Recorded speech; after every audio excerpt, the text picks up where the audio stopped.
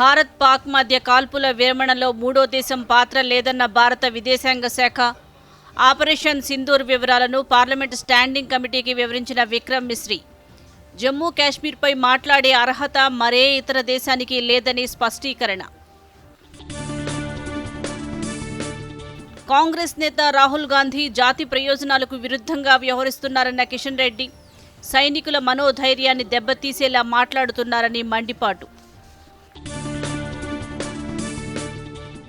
గిరిజనుల అభ్యున్నతి దిశగా రాష్ట్ర ప్రభుత్వం కీలక అడుగులు.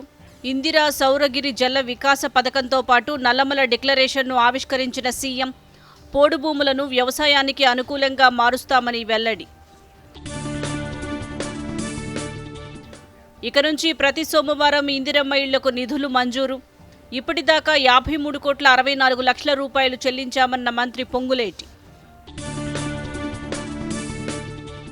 వికారాబాద్ జిల్లాలో ఘోర రోడ్డు ప్రమాదం. లారీని ఢీకొన్న పెళ్లి బస్సు, 4 మృతి, 20 మందికి గాయాలు. ఉక్రెయిన్తో శాంతి చర్చలకు సిద్ధమని పుతిన్ పునరుద్ఘాటన. అమెరికా అధ్యక్షుడు ట్రంప్తో ఫోన్లో మంతనాలు.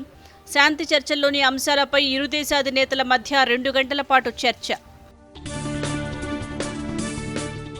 ఐపీఎల్ సీజన్ 18 నుంచి నిష్క్రమించిన లక్నో సన్ రైజర్స్ చేతిలో 6 వికెట్ల తేడాతో ఓటమి. దక్షిణాది రాష్ట్రాలకు ఓ మోస్తరు నుంచి భారీ వర్ష సూచన. ఇప్పటికే బెంగళూరును ముంచెత్తిన వరద. తెలంగాణలోనూ మరో 4 రోజులు భారీ వర్షాలు.